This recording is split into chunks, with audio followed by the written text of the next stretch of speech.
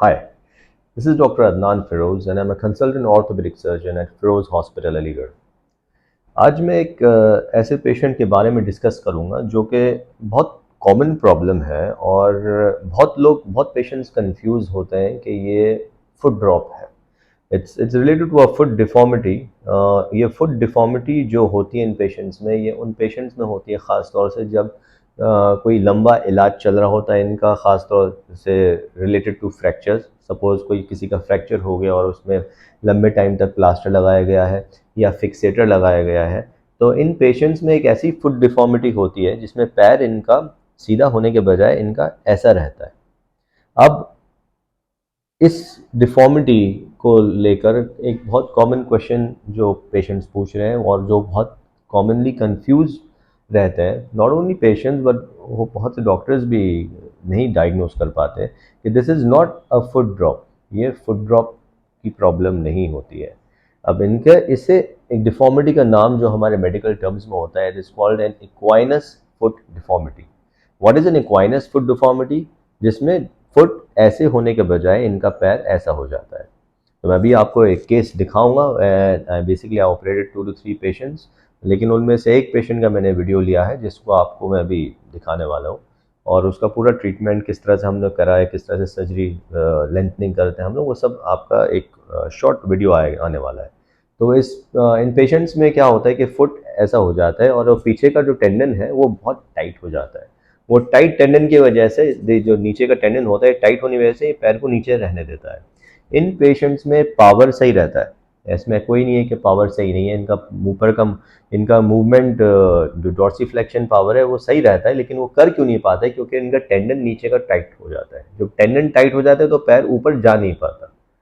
Side movements patient के present होते हैं, डाउनवर्ड मूवमेंट प्रेजेंट होता है और अपवर्ड भी प्रेजेंट होता है, लेकिन जो टाइट टेंडन है तो वो अपवर्ड मूवमेंट ले जा नहीं पाता। But we can see those movements because उनकी फिंगर मूवमेंट्स ऊपर जा रही होती हैं। तो ये केस होगा जो पेशेंट ही has come all the way from Sonipat, और इनका एक मैं शॉर्ट डिस्क्रिप्शन दिखाऊंगा। I really hope this video will be helpful to you. So let's go to the patient now. Hi, this is doctor Adnan Firoz and I am an orthopaedic surgeon at Firoz hospital Aligarh. आज हमारे पास patient Sonipat से आए हैं। इनका नाम अनुज है। तो इनका बेसिकली एक यूनिक प्रॉब्लम है जिसमें it's not a foot drop, लेकिन फुट की एक डिफॉर्मिटी है जिसमें इनका पंजा ऐसे हो गया है। तो एक बार दिखाना, यहाँ फोकस करो अनुज, यहाँ he is walking with his toes planter flexed. फिर से वापस आना अनुज, 1 मिनट। दर्द तो नहीं होता अनुज चलने में? यहाँ से खिंचाव होती है। वहाँ से खिंचाव लगता है। ठीक है, अब बैठ जाओ।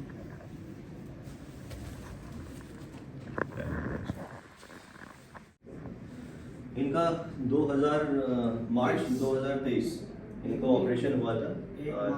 1 मार्च 2023 में इनका एक्सीडेंट हो गया था।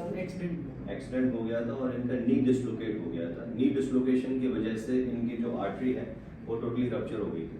तो उसकी वजह से इन्होंने यहाँ से ग्राफ्ट लिया था और उस आर्टरी में ट्रांसप्लांट किया, जिसकी वजह से ये आर्टरीज वगैरह सब ठीक हो गई थी। उस दरमियान इनका फिक्सेटर भी लगा था कि नी डिसलोकेशन थोड़ा स्टेबल हो जाए। और वो तकरीबन ट्रीटमेंट कितना लंबा चला तुम्हारा? नी फिक्सेटर रहा था 6 वीक, 1.5 महीना। 1.5 महीना नी फिक्सेटर रहा। उसके बाद 1 महीना रहा था नी ब्रेस 1 महीना रहा था। तो उस वक्त प्रॉब्ली मेरे ख्याल से इनके एंकल में किसी ने फोकस नहीं करा था, तो इनका एंकल जो है वो कम्प्लीटली स्टिफ हो गया है। पास में लाओ, फोकस क्या करो। अब मैं आपको एक चीज़ बताना चाहता हूँ, ये फुट ड्रॉप नहीं है। बहुत से पेशेंट्स इसमें फुट ड्रॉप से कंफ्यूज करते हैं। अनुज, तुम्हें भी लग रहा था ये फुट ड्रॉप है? This is not foot drop. Foot drop में पेशेंट्स के मूवमेंट्स ऊपर के होते ही नहीं है, ये ऊपर ले जा पा रहे हैं थोड़ा बहुत। देख रहे हैं आप? ये साइड से दिखाओ, साइड से। हाँ, ये ऊपर ले जाना थोड़ा सा। अनुज के मूवमेंट्स ऊपर हैं, नीचे भी मूवमेंट्स हैं, अंदर की तरफ भी मूवमेंट्स हैं और बाहर की तरफ भी मूवमेंट्स हैं। जब ये सब मूवमेंट्स होते हैं तो इसका मतलब इनकी नर्व्स जो है वो ठीक काम कर रही हैं। ये ऊपर पूरी तरह से ले जा क्यों नहीं पा रहे हैं? वो इसलिए क्योंकि इनका जो पीछे का टेंडन है, ये वाला टेंडन, मतलब थोड़ा सा उल्टा लेट कर दिखा। अब अगर मैं पैर को ऐसे करूँगा साइड में, तो ये एबनॉर्मल वाला पैर है जिसमें इनका टेंडन टाइट है। अगर मैं नॉर्मल पैर दिखाऊं और इसको ऐसे करूं तो इनका पैर आराम से ऐसे हो जाता है, बिल्कुल लूज छोड़ना अनुज। अब तक ये नॉर्मल पैर है, इसमें टेंडन एकदम लैक्स है और टाइट। अगर टाइट हो जाता है तो ये क्या होता है, पैर को ऐसे फ्लेक्स कर देता है। तो अगर ये टाइट नहीं है तो ये नॉर्मली टेंडन हम दबा सकते हैं इस टेंडन को। This is not a tight tendon, ये नॉर्मल टेंडन है। तो ये नॉर्मल पैर ऐसे हो भी सकता है और नीचे भी जा सकता है। लेकिन अगर हम इनका ये वाला पैर देखेंगे तो ये आप देख रहे हैं ये ऐसे जा रहा है, इसे प्लांटर फ्लेक्शन कहते हैं। ये फिक्स डिफॉर्मिटी है, इसको मैं कोशिश भी करूँगा तो भी नीचे नहीं जाएगा क्योंकि इनका टेंडन टाइट है। देख रहे हो ये टाइटनेस, ये आप दबा भी नहीं पाएंगे। इसी पोजीशन में अगर हम ये वाला फुट देखेंगे तो ये आप आराम से दबा सकते हैं, देख रहे हो।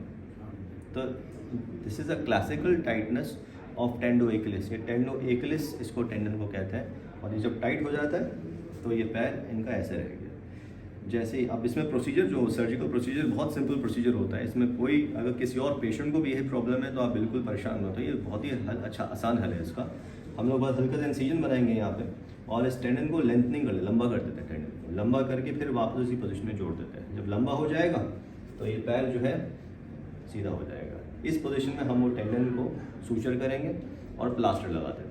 कभी कभी कुछ पेशेंट्स में जो जॉइंट होता है वो भी थोड़ा कंट्रैक्टेड होता है, तो अगर कंट्रैक्टेड होगा मैं जॉइंट के पास भी थोड़ा सा रिलीज ढीला कर दूंगा जोड़ को, तो वो इनका जो एंकल है बिल्कुल नॉर्मल हो जाएगा। तो ये एक शॉर्ट प्रोसीजर है जो हम आज करने वाले हैं और होपफुली ऑपरेशन के बाद ये ठीक हो जाएंगे। 6 वीक्स तक इनका 1.5 महीने तक अनुज प्लास्टर लगेगा और 1.5 महीने बाद तुम इसमें चलने लगोगे। पूछना है तो बताओ। एक और पूछना था, ये लिगामेंट का है जो ये फिर बाद में करोगे एसीएल फिर एमआरआई की रिपोर्ट दिखाई थी। एसीएल रप्चर्ड है। एसीएल कंप्लीट नहीं था। देखो एसीएल अगर रप्चर्ड है, अब क्या होगा कि अभी तो मैं इसका पैर सही कर रहा हूँ, ठीक, और फिर इनको कहूँगा चलना, 1.5 महीने बाद ये चलना शुरू करेंगे। अगर तुमको लगेगा कि मेरा घुटने में लचक हो रहा है, एसीएल का काम क्या होता है, एसीएल घुटने के अंदर काम करता है कि टांग को अपने जगह रहता है, वो आगे नहीं जाने देगी टांग। तो अगर एसीएल रप्चर है तो ये जब जीने वीने चढ़ेगा तो ऐसा लगेगा कि घुटना आगे जा रहा है पीछे जा रहा है। तो अगर ऐसा होगा, ठीक है, एक तो मैं एमआरआई फिर से कराऊंगा देखने के लिए कि वाकई में रप्चर है। अगर रप्चर है तो बहुत आसान है उसका भी, उसमें तो खोलने की ज़रूरत भी नहीं पड़ती, दूरबीन डालते हैं और दूरबीन से पूरा लिगामेंट में आराम से सीधा करते हैं, ठीक है। लेकिन वो जब करूँगा अगर इनको परेशानी है, ठीक है, अगर तुम कहो कि मुझे कोई प्रॉब्लम नहीं है, कभी कभी लिगामेंट फाइब्रोसिस हो जाती है और अपना फील भी हो जाता है। ऐसा नहीं है कि वो रप्चर कंप्लीट रप्चर आया ना एमआरआई रिपोर्ट में, मुझे याद नहीं है कंप्लीट रप्चर थोड़ी था, उसमें स्ट्रेन था उसमें, वो फर्स्ट ग्रेड थी। हाँ फर्स्ट ग्रेड था वो। ऐसा कभी कभी प्रॉब्लम नहीं होती है उसमें, ज़रूरी नहीं है अगर फर्स्ट ग्रेड 1 ग्रेड होता है तो प्रॉब्लम होती है, वो अपने आप मजबूत हो जाता है, ठीक है। तो अभी फिलहाल उसमें फोकस नहीं करेंगे।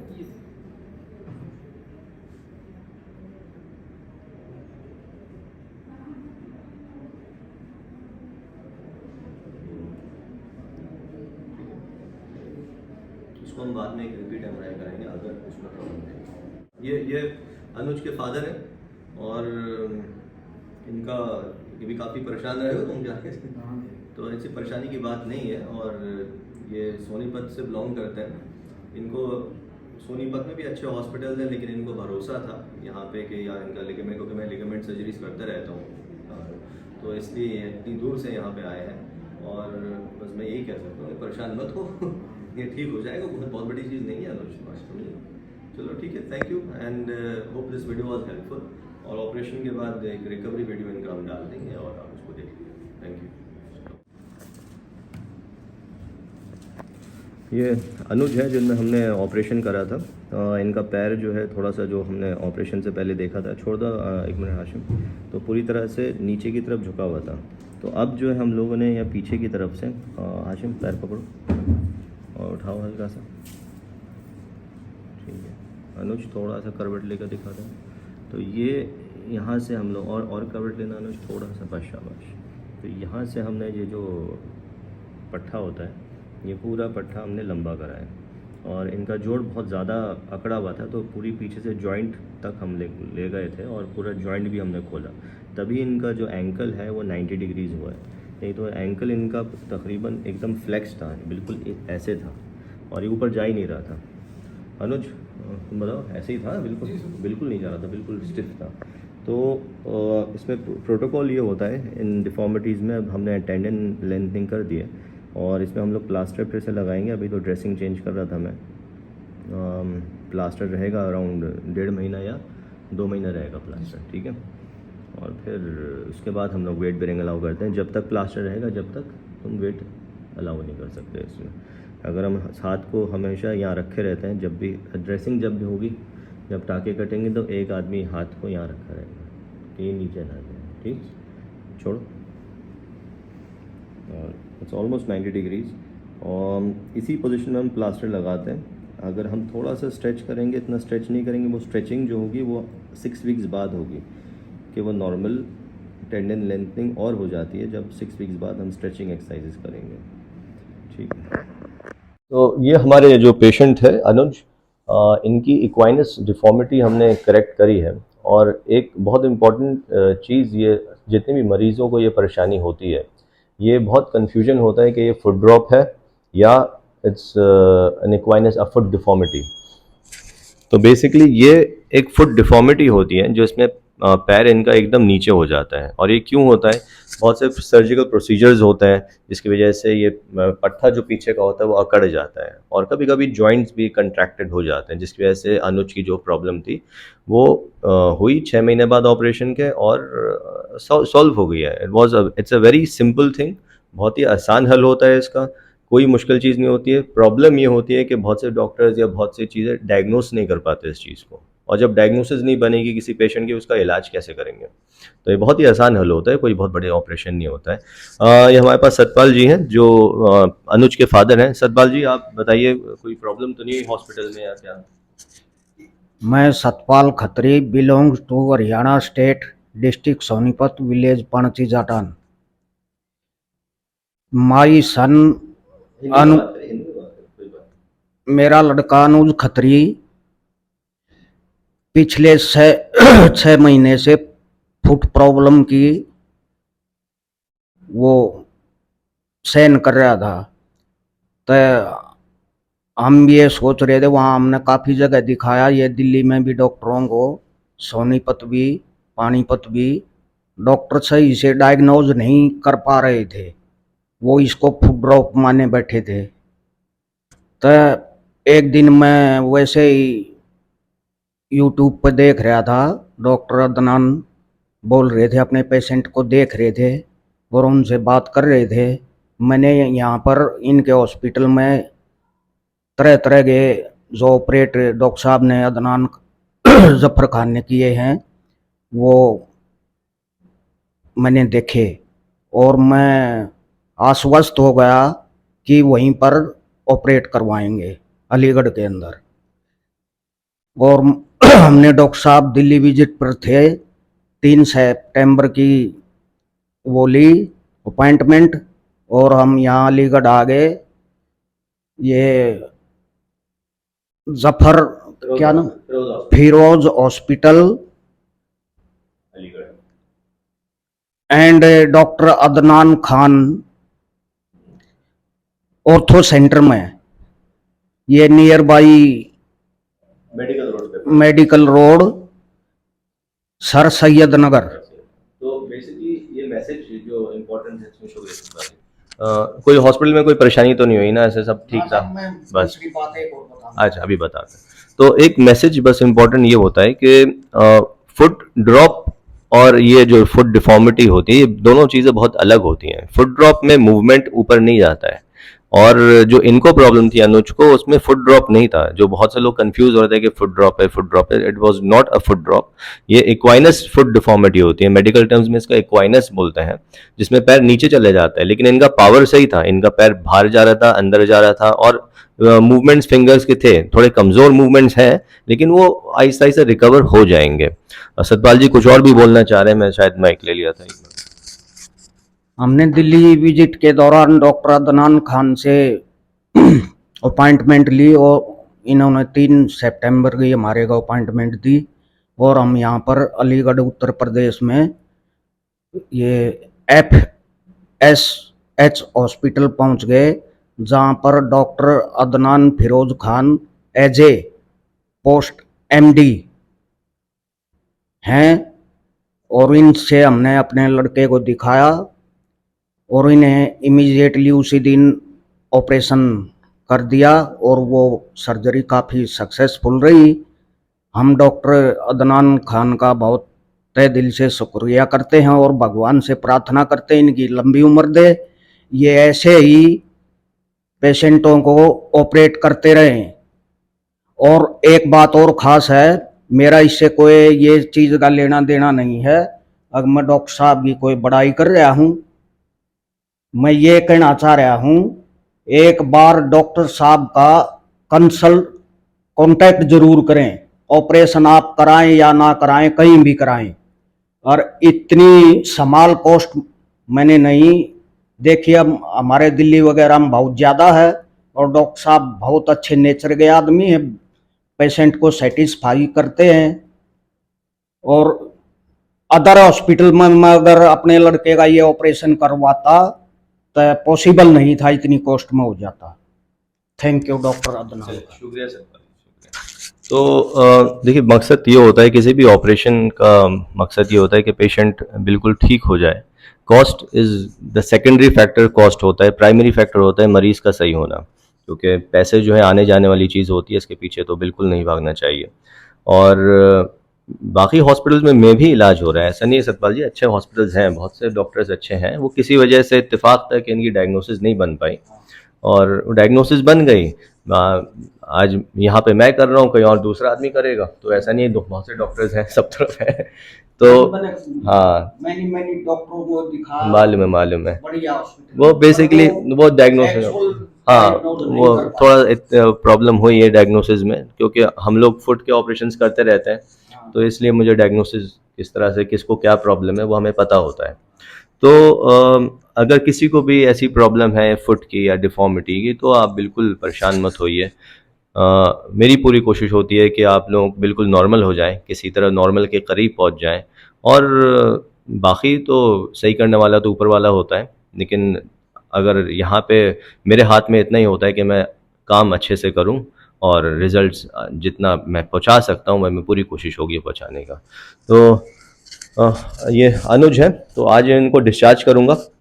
प्लास्टर हमने रीअप्लाई कर दिया 90 डिग्रीज में, और ये प्लास्टर इनका ऐसे ही रहेगा करीब 1.5 महीने से 2 महीने प्लास्टर रहेगा। जब 2 महीने बाद हम प्लास्टर हटा देंगे और इनसे चलने को कहेंगे। अब ये जो एंकल होता है, ये हम लोग यूजुअली प्लास्टर इसी पोजीशन में लगाते हैं। जब ये चलेंगे और 1.5 महीने बाद या 2 महीने बाद जब प्लास्टर हटाएंगे, तो ये पूरे वजन डाल के चलना शुरू करेंगे, लेकिन वॉकर से। 1.5 महीना वॉकर से चलना है प्लास्टर हटने के बाद, ठीक है। 2 एक्सरसाइजेज प्लास्टर हटने के बाद होंगी कि तुम पूरा कोशिश करोगे पैर नीचे आना, ठीक है। कोशिश करो पहले एड़ी आए फिर पंजा आए, एड़ी आए फिर पंजा आए। तो अनुज जब चल रहा था तो पहले इसका बस पंजा ही आ रहा था और एड़ी ज़मीन में छू ही नहीं रही थी। तो बेस अब इंशाल्लाह प्रॉब्लम नहीं होनी चाहिए। और दूसरी एक्सरसाइज ये ऐसे, ठीक है, ये कोशिश करो दबा के, तो ये स्ट्रेच होगा। या तो रबर बैंड से करो, रबर बैंड या वो कोई कपड़ा ले लेना और खींचो, ठीक है, ठीक है। तो ये बिल्कुल ठीक हो जाएगा, उसे परेशान में तो ठीक है। Thank you so much, I hope this video was helpful. हाँ sir. I told those patients who suffered from orthopedic diseases like that, ankle problem, foot drop problem, knee ligament, knee replacement problem, hip replacement, bone tumor, bone tube, bone fracture, please contact once sure Dr. Adnan Firoz Khan. शुक्रिया, thank you so much, thank you so much.